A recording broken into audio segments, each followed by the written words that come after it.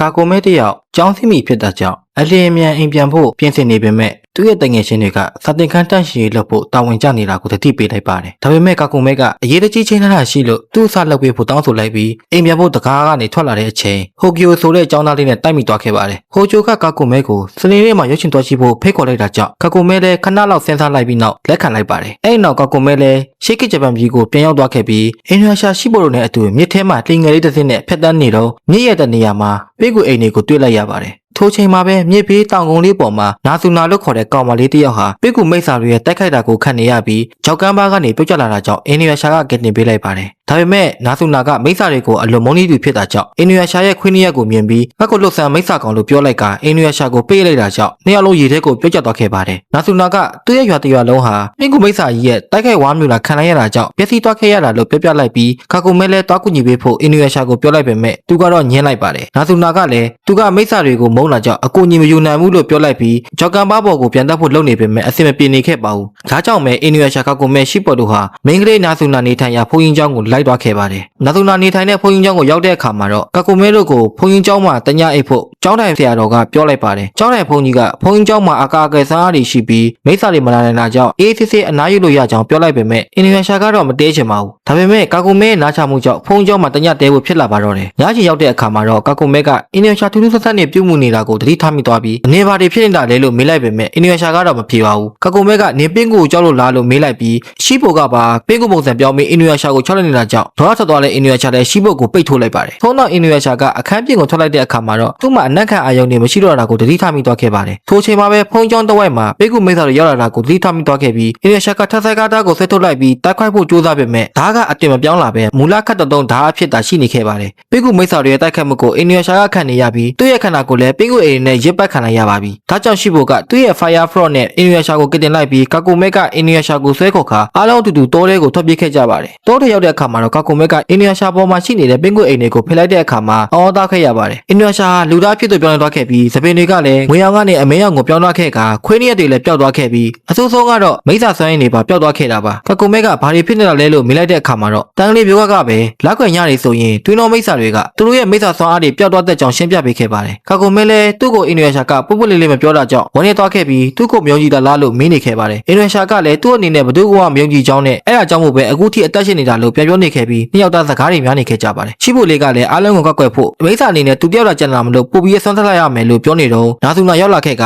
ကျောင်းနယ်ဖုန်ကြီးကိုကယ်ပေးဖို့တောင်းဆိုနေခဲ့ပါတယ်။ကာကိုမဲကပါမြင့်မြင့်ကျန်လာပိုက်စားထစ်ထားတဲ့လွယ်အိတ်ကြံခဲ့တာမလို့အင်ဒိုနီးရှားတို့ကမဖြစ်မနေဖုန်ကျောင်းကိုပြန်ရတော့မှာပဲဖြစ်ပါတယ်။အင်ဒိုနီးရှားကကာကိုမဲစီထပ်ဆိုင်ကားပေးခဲ့ပြီးနာဆူနာနဲ့နေခဲ့ဖို့ပြောလိုက်ကသူနဲ့ရှိဖို့ကတော့ဖုန်ကျောင်းကိုပြန်သွားတော့မှာပဲဖြစ်ပါတယ်။ဖုန်ကြီးကျောင်းမှာတော့ကျောင်းနယ်ဖုန်ကြီးကကာကိုမဲရဲ့အိတ်ထဲမှာရှိတဲ့မြင့်မြင့်ရနာအပိုင်းစားတွေကိုယူနေတဲ့အချိန်အင်ဒိုနီးရှားကရောက်လာခဲ့ပြီးဒုံးနဲ့လှမ်းပစ်လိုက်တာမလို့မြင့်မြင့်ရနာအပိုင်းစားထည့်ထားတဲ့ပလင်းဟာလည်းကွဲတော့ခဲ့ပါတယ်။တကယ်တော့ကျောင်းနယ်ဖုန်ကြီးဟာပင်းကိုမိတ်ဆာဖြစ်နေခဲ့ပြီးရနာပိုင်းစားတွေကိုရှိဖို့ကကောက်ယူနေတဲ့အချိန်အကုန်မယူနိုင်လိုက်ပဲတုံးခုကိုတော့ပင်းကိုမိတ်ဆာကြီးကဆုပ်ယူသွားခဲ့ပါတယ်။အင်ဒိုနီးရှားကပင်းကိုကြီးကိုတိုက်ခိုက်နေပေမဲ့လည်းလူသားဖြစ်နေတဲ့အချိန်မှာတော့အင်ဒိုနီးရှားပဲရှုံးနေခဲ့ပါတယ်။ပင်းကိုမိတ်ဆာကြီးကအင်ဒိုနီးရှားကိုပင်းကိုမြင်နေတဲ့ချုံလွန်လိုက်ပြီးကိုက်လိုက်တာကြောင့်အင်ဒိုနီးရှားလည်းအစိတ်မိသွားခဲ့ပါတယ်။အဲ့ချိန်မှာပဲကာကူမဲနဲ့နာဆူနာတို့ရောက်လာခဲ့ကြပြီးကျောင်းနယ်ဖုန်ကြီးရဲ့အလိန်ညာတွေကိုနာဆူနာတရားအားလုံးထိသွားခဲ့ပါပြီ။ပင်းကိုမိတ်ဆာကြီးလည်းကာကိုမဲကိုတိုက်ခိုက်နေပေမဲ့ကာကိုမဲကထိုက်သက်ကားနဲ့ကာလိုက်ပါတယ်။အဖမ်းခံထားရတဲ့အင်ဒိုနီးရှားကိုကာကိုမဲကကြိုးစားကတင်ပေးခဲ့ပြီးနောက်မှာတော့အခန်းတစ်ခန်းထဲကိုပြေးဝင်ပွန်းလိုက်ကြပြီးအခန်းရဲ့တကားကိုထိုက်သက်ကားနဲ့စိုက်ထားလိုက်ဖို့တန်းကလေးမျိုးကပြောလိုက်ပါတယ်။ထိုက်သက်ကားရဲ့အစွမ်းကြောင့်ပဲပင်းကိုမိတ်ဆာကြီးဟာအထက်ကိုဝင်မလာနိုင်ခဲ့ပါဘူး။အစိမ့်မိနေတဲ့အင်ဒိုနီးရှားကိုတန်းကလေးမျိုးကအစိတ်တွေဆုတ်ထုတ်ပေးလိုက်ပြီးကျန်တာကတော့တခင်လေးအင်ဒိုနီးရှားရဲ့ကိုခံအားပေါ်မှာပဲမူတည်တဲ့အကြောင်းပြောလိုက်ပါတယ်။အင်ဒိုနီးရှားလည်းတတိယလာခဲ့ပြီးနောက်စောနာကဘာလို့ငိုနေရလဲလို့ကာကိုမဲကိုမေးလိုက်ပါတယ်။ကာကိုမဲကပင်းကိုမိတ်ဆာလက်ကနေအင်ဒိုနီးရှားကိုကတင်တဲ့အချိန်မှာမျက်ရည်ကျနေခဲ့တာပဲဖြစ်ပါတယ်။ကာကိုမဲကလည်းနေနေတော့မှစိတ်ပူလို့ငုံမိရလို့ပြဖြစ်လိုက်ပြီးအင်ဒိုနီးရှားကကာကိုမဲပေါ်မှာအိတ်ဖို့ခွင့်တောင်းလိုက်တာကြောင့်ကာကိုမဲကလည်းခွင့်ပြုလိုက်ပါတယ်။အားလုံးလည်းအသက်အန္တရာယ်ကနေထွက်ပြေးနေရတာကြောင့်ပြင်မနေကြပြီးအခန်းထဲမှာပဲအိပ်ပျော်သွားခဲ့ကြပါတယ်။အင်ဒိုနီးရှားကကာကိုမဲကိုတရနဲ့လေးဟာအရန်မွေးတာပဲလို့ပြောလိုက်ပြီးအရင်ကမမွေးဘူးလို့ပြောတာကအလိညာတစ်ခုသာဖြစ်တဲ့အကြောင်းကိုပြောပြလိုက်တာကြောင့်ကာကိုမဲလည်းရေနေခုန်နေရပါပြီ။ဒီလိုနဲ့ပဲမနက်ဝေလီဝင်လေးအချိန်ရောက်လာတဲ့အခါမှာတော့မိကိုမိတ်ဆာကြီးကအဆောက်အဦကိုဖျက်ဆီးပြီးဝင်လာခဲ့ကရှိဖို့ကိုဖမ်းခေါ်ထားပြီးကျန်တဲ့ရတနာအပိုင်းစားတွေကိုပါဆက်ယူပစ်လိုက်ပါတယ်။ နာသူနာကလည်းပြုတ်ကျနေတဲ့ထပ်ဆိုင်ကားကိုကောက်ကင်လိုက်ပြီးပင်ကူမိတ်ဆာကြီးကိုတိုက်ခိုက်နေပေမဲ့သူပဲပင်ကူလက်တွေနဲ့ကံမြတ်တာကိုခံလိုက်ရတာကြောင့်ထပ်ဆိုင်ကလည်းလွတ်ကျလာခဲ့ပါတယ်ပြုတ်ကျလာတဲ့ထပ်ဆိုင်ကားကိုအင်နူယာရှာကဖမ်းလိုက်ပြီးလူသားတယောက်အနေနဲ့ဒီလိုလုပ်နိုင်တာတော်တယ်လို့နာသူနာကိုချီးကျူးလိုက်ပါတယ်ပင်ကူမိတ်ဆာကြီးလည်းလူသားဖြစ်နေသေးတဲ့အင်နူယာရှာကိုသူ့ရဲ့လက်တွေနဲ့ဖမ်းလိုက်တဲ့အချိန်မှာပဲမနက်ခင်းလေးအောင်ကြီးထွက်လာပြီးဖြစ်တာကြောင့်အင်နူယာရှာကအနီရောင်မျက်လုံးတွေနဲ့အတ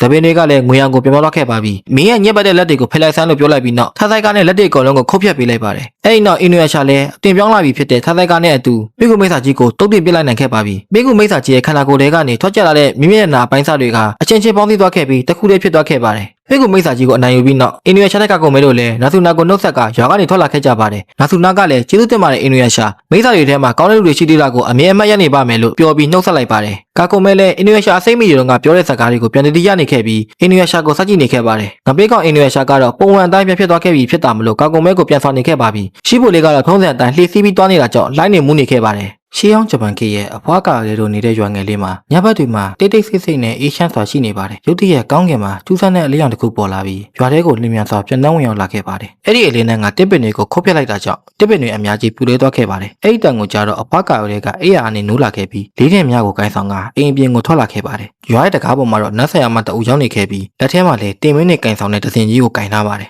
ဖွားကာရဲကမြားနဲ့ပစ်လိုက်ပေမဲ့နတ်ဆရာမကြီးကသူကင်ထားတဲ့ဒဇင်ကြီးနဲ့ခုတ်ပစ်လိုက်ပြီးနောက်ရွာရဲ့ဖျားယောင်းစီကိုပြန်လှမ်းခဲ့ပါတယ်နတ်ဆရာမကြီးကတင်းញိုင်းကိုတစ်ခုရှိကိုရောက်ရှိလာပြီးဂူတွင်းမှာရှိတဲ့အယိုးပြအိုးကိုယူဖို့ပဲဖြစ်ပါတယ်ဒါကိုခိုင်တဲကလည်းသူ့အမကီကီယိုရဲ့အယိုးပြအိုးကိုလာယူတာကိုနားလည်သွားခဲ့ပြီးမြားနဲ့ပစ်လိုက်ပေမဲ့နတ်ဆရာမကြီးကရှောင်းလိုက်ပြီးအုတ်ကူကိုသူ့ရဲ့ဒဇင်နဲ့ခေါ်လိုက်တာကြောင့်ပိုကွဲမှုကြီးတစ်ခုဖြစ်သွားခဲ့ကနီးနားမှာရှိတဲ့ခိုင်တဲနဲ့အတူရွာသားတွေလည်းဒဏ်ရာရှိသွားခဲ့ပါတယ်နတ်ဆရာမကြီးလည်းမြုပ်ထားတဲ့အယိုးပြအိုးကိုယူလိုက်ပြီးသူ့ရဲ့နာမည်ကဥရာစုဖြစ်တယ်လို့ကြွကြော်လိုက်ပြီးနောက်ကီကီယိုရဲ့အယိုးပြအိုးကိုခုတ်ထွက်ပြသွားခဲ့ပါတယ်အင်နူရှာတယောက်တောတစ်ခုထဲမှာပြေးလွှားနေရင်ညတဆင်းကသူ့ရင်ဘက်ကိုမှန်သွားခဲ့ပြီးနောက်သူချိတ်ပိတ်ခံထားရတော့ငါလိုတပင်တပင်မှာစိုက်သွားခဲ့ပါတယ်။မြောက်ကိုပြစ်လိုက်တဲ့သူကိုလှမ်းကြည့်လိုက်တဲ့အခါမှာအစကကာကိုမဲလို့ထင်နေပေမဲ့တခြားကြီးမှခီကျွတ်ဖြစ်နေခဲ့ပါတယ်။တကယ်တော့ဒါဟာအင်နူရှာအိမ်မက်နေတာဖြစ်ပြီးလန်လို့လာခဲ့ပြီးနောက်မိဘမေမှာတော့ကာကိုမဲရဲ့ရှိဖို့လို့အိတ်နေခဲ့ကြပါတယ်။အင်နူရှာကကာကိုမဲကိုစိုက်ကြည့်နေခဲ့ပြီးခီကျွတ်နဲ့တော်တော်တူတာပဲလို့တွေးနေခဲ့ပါတယ်။ကာကိုမဲလည်းလန်လို့လာခဲ့ပြီးအင်နူရှာကိုမိစ္ဆာအထင်နဲ့ပါတစ်ချက်ရိုက်ပေးလိုက်ပါတယ်။အင်နူရှာကတော့ထူးဆန်းဆန်းနဲ့ပဲမတူဘူးနင်ကလုံးဝမတူဘူးလို့ပြောနေတာကြောင့်ကာကိုမဲလည်းနားမလည်နိုင်ဖြစ်နေခဲ့ပါတယ်။ထိုအချိန်မှာပဲဥရာစုတယောက်ကောင်းကင်မှာပြန်တန်းသွားတာကိုအင်နူရှာကတတိထားမိသွားခဲ့ပြီးဥဆက်နဲ့အနန္တခုကခန်းစားမိလိုက်ပါတယ်။နောက်တစ်နေ့မနက်မှာတော့အင်နူရှာကာကိုမဲနဲ့ရှိပေါ်တို့ဟာရွာကိုပြန်လာခဲ့ကြပြီးကာကိုမဲကဘာလို့ရွာကိုအမြန်ပြန်ဖို့ပြောနေတာလဲလို့အင်နူရှာကိုမေးလိုက်ပါတယ်။ရွာကိုပြန်ရောက်တော့ဒဏ်ရာတွေနဲ့အဖွားကာရဲကိုတွေ့လိုက်ရပြီးအင်နူရှာကအဖွားကာရဲကိုစစ်ဘူးလို့အမြန်ပြန်ဖို့ပြောနေတာလို့ကာကိုမဲကနားလိုက်တော့ခဲ့ပါတယ်။မနေ့တုန်းကရလိုက်တဲ့ထူးဆန်းတဲ့အနက်ဟာဖွားကာရဲတွေ့အနံ့ဖြစ်ပြီးဒါကြောင့်မှရွာမှာတခုဖြစ်နေတာကိုအင်နူရှာကတီးသွားခဲ့တာပဲဖြစ်ပါတယ်။ရွာကိုပြန်ရောက်လာတဲ့ကာကိုမဲတို့ကိုအဖွားကာရဲကဖျားเจ้าမှာရှိတဲ့ခီကျိုရဲ့အုပ်စုစီကိုခေါ်ထားခဲ့ပြီးအယိုးပြအိုခိုးခံလိုက်ရကြောင်းပြောပြနေခဲ့ပါတယ်။သူမရဲ့အမကစွမ်းအားကြီးနတ်ဆရာမဖြစ်တာကြောင့်သူ့ရဲ့အယိုးပြအိုတာမိသားစုလက်ထဲရောက်သွားခဲ့ရင်ပြဿနာတွေတက်လာနိုင်တာမလို့ပြန်ယူပေးဖို့အင်နူရှာကိုပြောလိုက်ပေမဲ့အင်နူရှာကတော့သူ့ကိုချိတ်ပေးခဲ့တဲ့ရန်သူရဲ့အယိုးပြအိုကိုပြန်မယူပေးနိုင်ဘူးလို့ပြောကထွက်သွားခဲ့ပါတယ်။ခီကီယိုရဲ့အယိုးပြအိုခိုးခံရတာကိုအင်နူရှာတယောက်တက်ပင်အောက်မှာထိုင်ပြီးတွေးနေတဲ့အချိန်ကာကိုမဲကရောက်လာပြီးအရင်ကဖြစ်ခဲ့တာတွေကိုမေးလိုက်ဖို့ပြောနေတဲ့အချိန်အင်နူရှာတယောက်သူနဲ့မျက်နှာချင်းမဆိုင်ရဖြစ်နေတာကြောင့်ငါကခီကီယိုနဲ့တူလို့ဒီလိုဖြစ်နေတာမလား။အဲအကြောင်းနေငါ့ကိုသဘောမကျတာမလားလို့ပြောလိုက်တဲ့အခါအင်နူရှာလည်းကာကိုမဲရဲ့လက်ကိုကင်လိုက်ပြီးမဟုတ်ပါဘူးလို့အကျဉ်းသားမျက်လုံးလေးနဲ့ပြောလိုက်တာကြောင့်ကာကိုမဲလည်းရင်နေခွန်လာခဲ့ပြီးတွန်းထုတ်လိုက်ပါတယ်။ဒါကြောင့်ပဲနှစ်ယောက်သားရှာယန်းယန်းကစကားတွေမနေကြတော့အဖွားကာရဲကရောက်လာခဲ့ပြီးသူကနတ်ဆရာမတယောက်ဖြစ်တာမလို့သူ့မရဲ့အယိုးပြအိုကိုသူ့လက်နဲ့ပဲပြန်ယူရမှာဖြစ်တယ်လို့ပြောလိုက်ပါတယ်။အင်နူရှာကိုလည်းနတ်ဆရာမဥရစုသွားတဲ့ဘက်ကိုမေးလိုက်တာကြောင့်ဖွားကြီးတေချင်တော်လားလို့အင်နူရှာကပြန်ပြောလိုက်ပါတယ်။ဖွားကာရဲကိုမသွားဖို့ကာကိုမဲကတားနေပေမဲ့လည်းအင်နူရှာကလည်းသူပြန်လာရေးပေးမယ်လို့ဖွားကာရဲကိုပြောလိုက်တာကြောင့်ကာကိုမဲရှိဖို့ခိုင်တဲ့အင်နူရှာတို့ဟာခီကျိုရဲ့အယိုးပြအိုကိုအတူတူတော့ပြန်ယူကြတော့မှာပဲဖြစ်ပါတယ်။ဒီလိုနဲ့ပဲ၄ယောက်တူခရီးတစ်ခုထွက်လာခဲ့ကြပြီးနတ်ဆရာမဥရစုနားကိုရောက်ဖို့လဲတဖြည်းဖြည်းနဲ့နီးလာခဲ့ပါပြီ။ညတညမှာတော့အင်နူရှာကကာကိုမဲကိုအိတ်ဖို့ပြောနေခဲ့ပြီးမနေ့ပြန်ဆိုရင်တိုက်ခိုက်ရတော့မှာဖြစ်တယ်လို့ပြောနေခဲ့ပါတယ်။ကာကိုမဲရဲ့စိတ်ထဲမှာတော့တမင်အောင်မှာဖြစ်ခဲ့တဲ့အကြောင်းအရာတွေကိုပဲပြန်စားနေရင်အင်နူရှာကကီကီယိုကိုချင်းမြင့်သွားခဲ့တာဖြစ်တဲ့အကြောင်းကိုသဘောပေါက်သွားခဲ့ပါတယ်။ကီကီယိုရဲ့အယိုးပြအိုးကိုအမြင့်ထဲမမျောရဲဘာလို့မြုပ်ထထားတယ်လို့အဖွားကာရဲကိုမေးလိုက်ပြီးအယိုးပြအိုးဆိုတာကျင်းသူတွေရဲ့နှလုံးသားဖြစ်တယ်လို့အဖွားကာရဲကပြန်ရှင်းပြနေခဲ့ပါတယ်။သူ့အမဟာနတ်ဆရာမတယောက်ပြင်မွေးလာခဲ့ပြီးရွာလူရွာသားတွေအလုံးကိုကာကွယ်ဆောက်ရှောက်ပေးခဲ့တာကြောင့်သူတည်ဆုံသွားတဲ့အခါမှာရွာလူရွာသားတွေအတွက်စိတ်ခွန်အားဖြစ်စေဖို့အခုလုပ်ပြီးထားခဲ့တာလို့ရှင်းပြပေးခဲ့ပါတယ်။ဒါကိုနောက်ထောင်နေတဲ့အင်နူရှာကစိတ်ဝင်စားဖြစ်နေတာကိုကာကိုမဲကလည်းတတိထားမိသွားခဲ့ပြီးအင်နူရှာကသူ့ကိုချစ်ပေးခဲ့တဲ့ကီကီယိုကိုတစ်ဖက်သက်ချစ်နေတာလို့အထင်လို့ရခဲ့ပြီးတနာနေခဲ့ပါတယ်။ဥရာစုကတော့သူနေထိုင်ရာနေရာမှာကီကီယိုရဲ့အယိုးတွေကိုအသုံးပြုပြီးမြေထုတစ်ခုကိုဖုတ်နေခဲ့ပါတယ်။မိဖုတ်ထားတဲ့အယုတ်ကိုသူ့ရဲ့အစွမ်းနဲ့လိုးရတာကြောင့်ရှင်သွေးတွေအကွဲလာခဲ့ပြီးအထက်ကနေကီကီယိုနဲ့တူတဲ့ကိုခနာတစ်ခုထွက်လာခဲ့ပါတယ်။ကီကီယိုကစွမ်းအားကြီးနတ်ဆရာမတယောက်ဖြစ်ပြီးဝိညာဉ်လေးပါယန္နာကိုလည်းထိန်းချုပ်နိုင်တာမလို့အခုချိန်မှာမြင့်မြတ်ယန္နာဟာအပိုင်းစားတွေအဖြစ်ပြည့်နေပြီမလို့မိစားတွေကိုနေပြီးယန္နာအပိုင်းစားတွေကိုစူးစီးဖို့ပြန်လည်အသက်သွင်းခဲ့တာပဲဖြစ်ပါတယ်။ဒါပေမဲ့ဝိညာဉ်ပြန်မပါလာပဲကိုယ်တည်းတစ်ခုသာဖြစ်နေတာကြောင့်အတိအစိတ်ရှိမနေခဲ့ပါဘူး။ဒါကြောင့်ပဲဥရာစုဟာကီကီယိုရဲ့ဝိညာဉ်ဟာလူပြန်ဝင်စားသားပြီးဖြစ်တာကိုနားလည်သွားခဲ့ပါတယ်။ တစ်ဖက်မှာကာကွန်မဲတို့လည်းရှုံးရုပ်တွေအများကြီးရှိတဲ့တောအုပ်ကိုဖက်လာခဲ့ပြီးကျိုးသားတစ်ခုကိုရောက်ရှိလာခဲ့ပါပြီတရားကိုဖျက်နေတဲ့အချိန်မှာပဲအရှင်းနောက်နှစ်ဖက်လုံးကနေဥရာသူရဲ့ရှုံးရုပ်တွေကဝမ်းတက်ခတ်နေတာကြောင့်အင်နူယာရှာခိုင်တဲ့ရှိဖို့တို့ကခုခံနေပေမဲ့ကာကွန်မဲကတော့လှုပ်စီးစီးဖြစ်နေတဲ့ကျိုးသားကြောင့်ကြောက်နေခဲ့ပါတယ်ဝင်းညင်မရှိတဲ့ခီကျိုရဲ့ကိုယ်ထဲကိုကြည့်ပြီးစိတ်ညစ်နေတဲ့ဥရာသူလည်းအပြစ်မတိုက်ခတ်တဲ့နေကြားနေတာကြောင့်ထွက်ကြည့်ဖို့လုပ်တဲ့အခါခီကျိုရဲ့ကိုယ်ထဲကတခုခုကိုတုံ့ပြန်နေတာကိုတတိထားမိသွားခဲ့ပါတယ်အပြစ်မှာတော့ခီကျိုနဲ့သူတွေကကွန်မဲကိုဥရာသူကတွေးသွားခဲ့ပြီးဖမ်းဖို့လုပ်ပါတော့တယ်ဥရာသူကသူ့ရဲ့တည်င်းကြီးနဲ့ကျိုးသားကိုဖျက်လိုက်တာကြောင့်တရားပေါ်မှာရှိတဲ့အင်နူယာရှာခိုင်တဲ့နဲ့ရှိဖို့တို့လည်းကြောက်ထဲကိုပြုတ်ကျသွားခဲ့ရပြီးဥရာသူကတော့ကာကွန်မဲကိုဖမ်းဆီးထားလိုက်ပါတယ်ကာကွန်မဲကသူ့ကိုလွတ်ပေးဖို့ပြောနေပေမဲ့ဥရာသူကတော့လူဝင်စားဝိညာဉ်ကိုရှာတွေ့ပြီးဖြစ်တာမလို့လွတ်ပေးစရာအကြောင်းမရှိဘူးလို့ပြန်ပြောနေခဲ့ပါတယ်ကိုလူလိုအနေနဲ့အင်နူယာရှာ enemy ကိုကြီးချင်နေဆိုရင် description မှာပေးထားတဲ့ Telegram channel လေးမှာကြည့်ရှုနိုင်ပါတယ်အင်နူယာရှာ series အပြင်အခြားသော enemy series တွေကိုပါတင်ဆက်ပေးနေတာကြောင့်အကြိုက်တွေ့စေမှာပါပြီးတော့ကျွန်တော်ရဲ့ channel လေးကိုလည်း subscribe လေးလုပ်ပြီးအားပေးခဲ့ကြပါအောင် subscribe နှိပ်ထားတာဟာကျွန်တော်အတွက်တော့ကြီးမားတဲ့အားသေးဖြစ်တာမလို့ကူညီပေးခဲ့ကြပါအောင်တော့ကြည့်တွေ့ကြပါမယ်